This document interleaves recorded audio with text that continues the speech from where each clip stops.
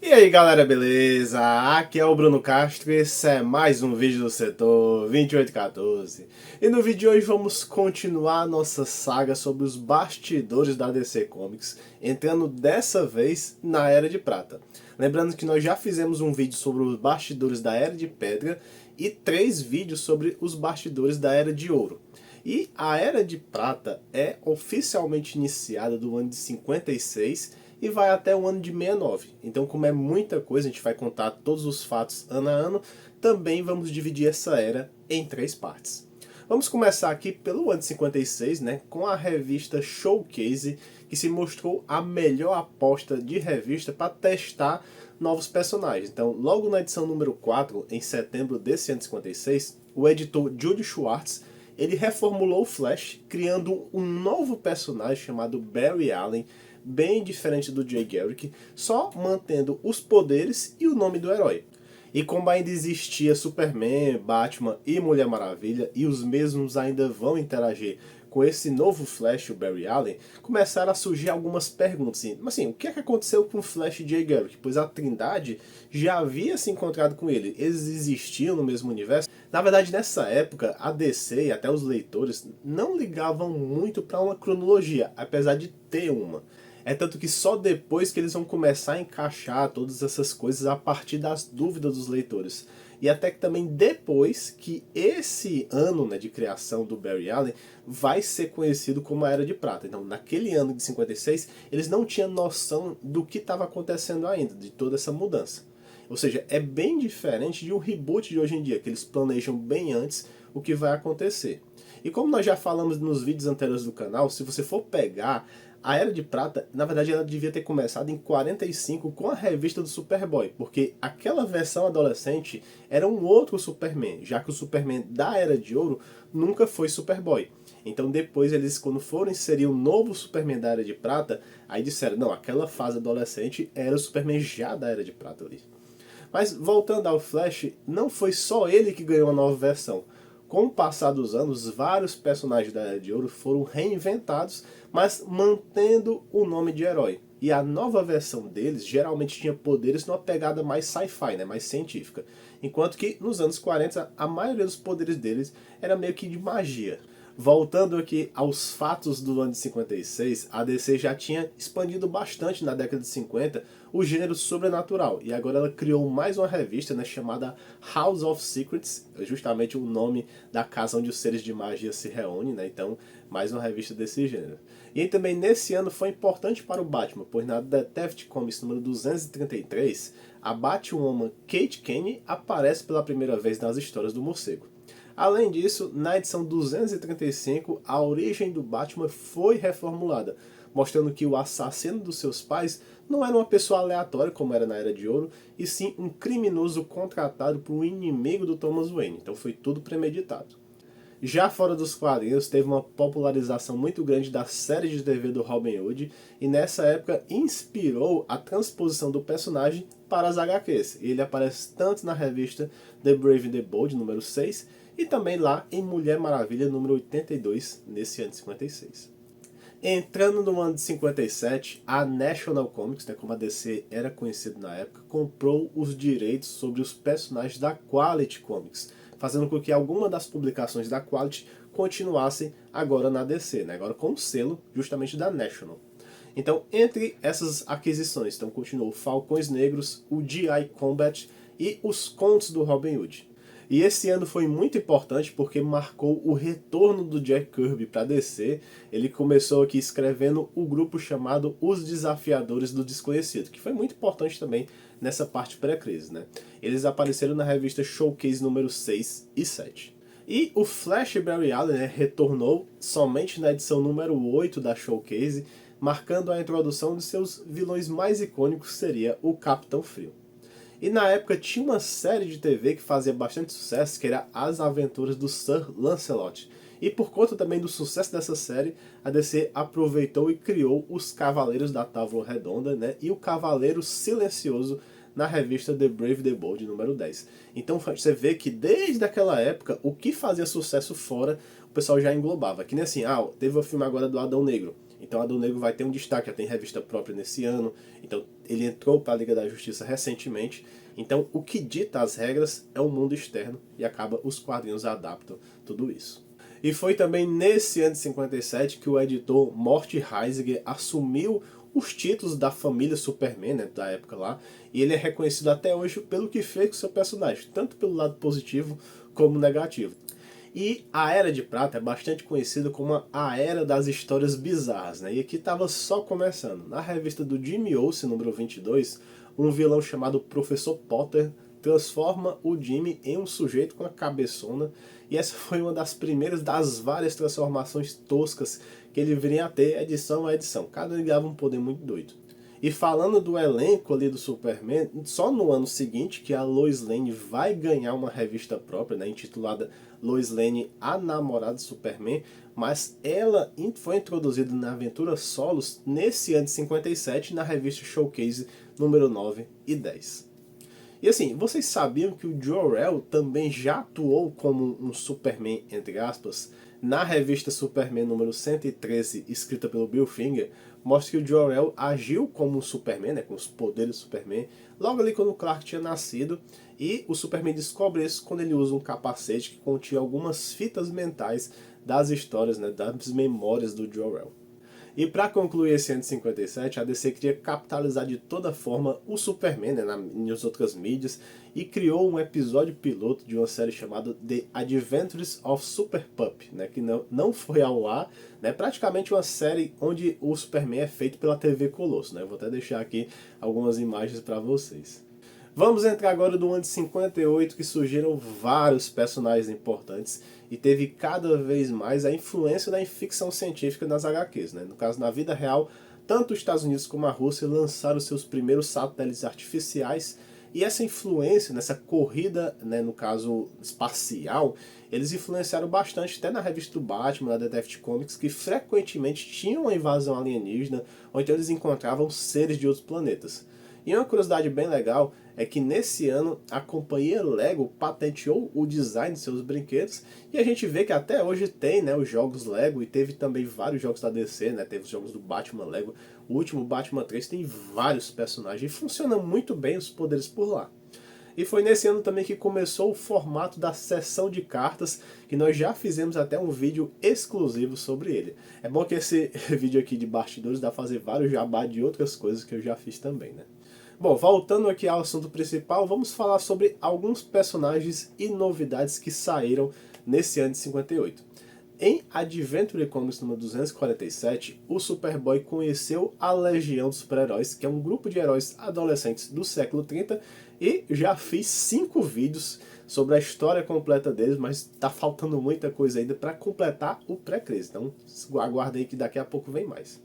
Depois, o desenhista da Mulher Maravilha na Era de Ouro, o H.G. Peter, ele veio a falecer, daí o Ross Andru e o Mike Exposito assumiram a arte da revista da Mulher Maravilha a partir do número 98. E foi aí que houve a transição, né? O que antes dali era a Mulher Maravilha da Terra 2, e a partir dali seria a Mulher Maravilha da Terra 1, escrita pelo Robert Kanigher.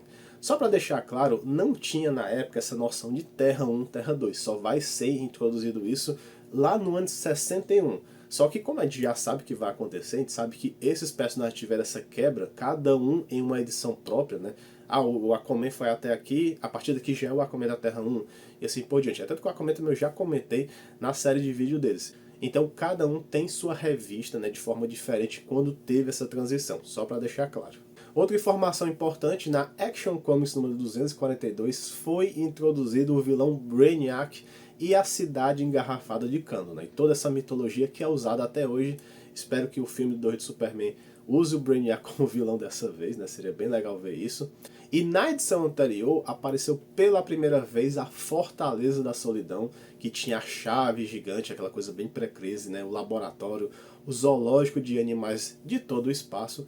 Então é bem legal ver isso aqui também. Um outro personagem icônico que surge é o Bizarro, lá na revista Superboy número 68. Acho que esse foi um dos maiores arcos que tinha nessa época, porque não tinha esse costume de dividir a história em partes, né? Outro detalhe também é que enquanto a DC não publicava a revista do Homem Borracha, né, que foi mais um personagem que eles adquiriram lá na Quality Comics, o Jimmy Olsen ganhou poderes de elástico, né, de se esticar em uma das revistas solos dele e se tornou o Rapaz Elástico. E por conta disso recebeu o título de membro honorário da Legião dos Super-Heróis. Já na revista Detective Comics número 259 foi criado o Julian Gregory Day, né, que seria conhecido como o Homem Calendário, que fazia seus assassinatos ligados a uma estação do ano. Outros fatos que merecem ser mencionados desse ano, né, que na revista Showcase número 15 surge o Rick Star, né, que seria o Ranger espacial, e na edição 17 dessa revista é criado o Adam Strange. E o grupo criado pelo Jack Kirby, né, o Desafiadores Desconhecidos, ganha a revista própria nesse ano. Já partindo agora para o ano de 59, um outro símbolo da transição da Era de Prata foi a reformulação do Lanterna Verde, né, que seria um personagem totalmente diferente, agora chamado de Hal Jordan. Os criadores do Lanterna agora aqui foi o John Byrne, né, que era o escritor, e o Gil Kane, que seria o desenhista, e aconteceu isso na revista Showcase número 22. Falando no Lanterna, lembramos até que o Flash Barry Allen ele ganhou sua revista própria também nesse ano, só que ele continuou na numeração antiga do Flash J. Garrett, então a partir da edição 105. E essa revista é escrita pelo grande Carmine Infantino, né, que também cuidava da revista Mystery in Space. Já falando um pouquinho da Mulher Maravilha, na edição 105 ela teve sua origem recontada e até estabeleceu uma nova personagem que seria sua versão adolescente, né, que recebeu o nome de Moça Maravilha. Só para deixar claro, essas histórias se passavam no passado, algo bem parecido com Superboy e Superman, mas depois deu toda aquela confusão que depois apareceu essa personagem também no presente, né, membro até dos Jovens Titãs, que nós já falamos também no vídeo acima. E foi também em 59 que surgiu a Supergirl, né, na Adventure Comics número 252. Ela foi mais uma sobrevivente da explosão de Krypton, assim como seus pais e os kryptonianos conseguiram fugir, mas só ela foi parar na Terra. Enquanto que na revista Detective Comics número 267 surge o Batmirim, né, que é um duende extradimensional e também o maior fã do Batman, lá da quinta dimensão. E aliás também, nesse ano, o Esquadrão Suicida também surgiu nessa época na The Brave and the Bold número 25, mas é uma versão bem diferente do que conhecemos hoje em dia. Nada de vilões fazendo missões a mando do governo com uma bomba na cabeça, não.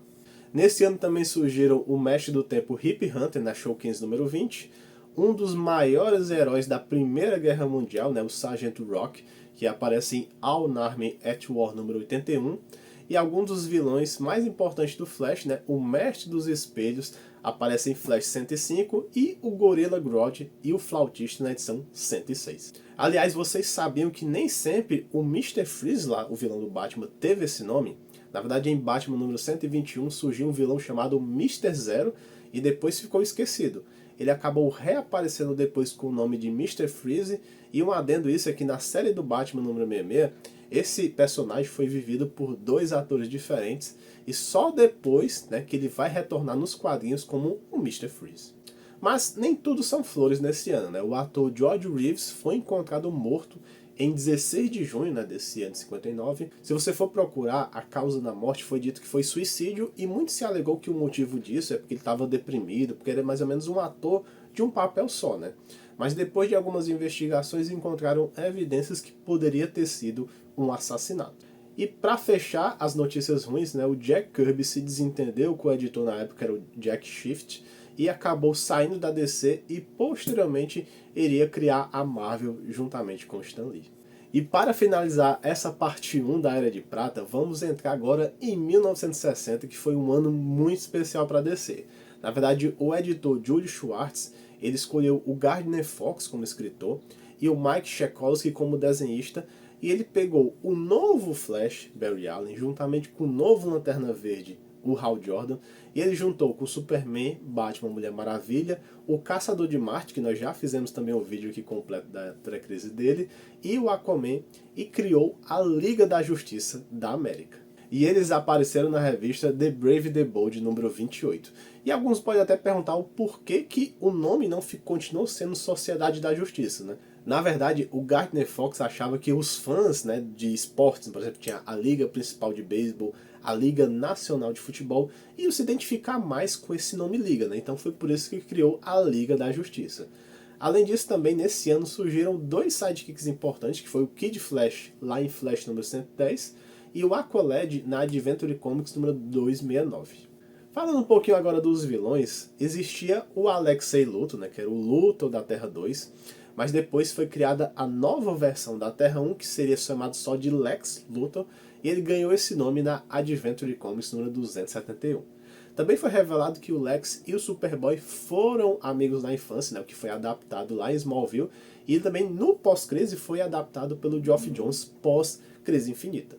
E foi nesse ano que surgiu a primeira revista anual dos personagens da DC, começando pela do Superman, mas não tinha histórias inéditas. Na verdade, aqui era só um compilado de várias histórias clássicas do personagem.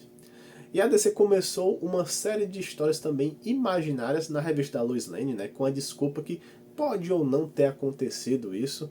Assim, por exemplo, tem lá que a Lois e o Clark se casam, tem 2 filhos, e até que depois eles catalogaram todas essas histórias imaginárias como uma terra paralela lá do pré-crise, e a maioria dessas terras, né, onde eles têm filhos, também já contei nos vídeos sobre todos os filhos do Superman. Outra informação interessante é que desde a Era de Ouro, a DC tinha várias linhas de revista, e uma delas era de animais antropomorfos, né? E nesse ano ela decidiu acabar com toda essa linha, deixando somente uma revista, né? The Fox and the Crew, né? Que tiver a Raposa e sua turma, e até depois acabou cedendo esse campo para Dell Comics, né? Seria outra editora que tinha uma linha parecida com revistas da Disney e dominava esse campo de histórias. E vamos agora para a lista de fatos e personagens novos desse ano de 1960. Em Flash 112 surge o Ralph Dibny, né, que seria um Homem Elástico, depois até viria entrar para a Liga da Justiça. O Capitão Átomo surge na Charlton Comics, na revista Space Adventures número 33, com a história escrita pelo Joey Gill, né, e o Steve Ditko, bastante importante também. O vilão Capitão Boomerang foi criado em Flash número 117. A gente vê que vários vilões do Flash foram criados logo em seguida, tudo um em cima do outro. Outro vilão importante seria o Professor Ivo e suas criações, né? Na verdade, até ele criou aqui o Amazo, né? Que seria um robô que consegue absorver os poderes dos outros personagens, né? Que apareceu em The Brave the Bold número 30. E também surgiram os Cavaleiros Atômicos, né? Que surgiu a partir do medo de uma guerra nuclear lá em Strange Adventures número 117. Ah, e o Lanterna Verde ganhou revista própria nesse ano, né? Na verdade que seria o segundo volume, ao contrário da revista do Flash, né? O Lanterna Verde que começou na edição número 1.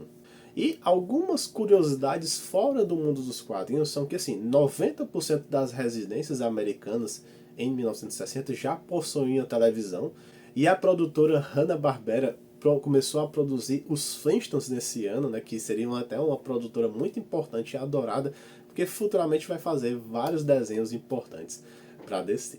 Bom pessoal, então é isso. Se você gostou do vídeo, já deixa o like aqui, deixa seu comentário, assim, se você conhecia esses fatos desse ano, desses 5 anos, né, 56, 57, 58, 59, 60, uns 5 anos que nós contamos aqui, e compartilha com os amigos também, compartilha lá na rede social, no Face, no Instagram, ajuda aí, porque tá complicado aí manter a série de vídeo no canal, mas estamos tentando, e é isso.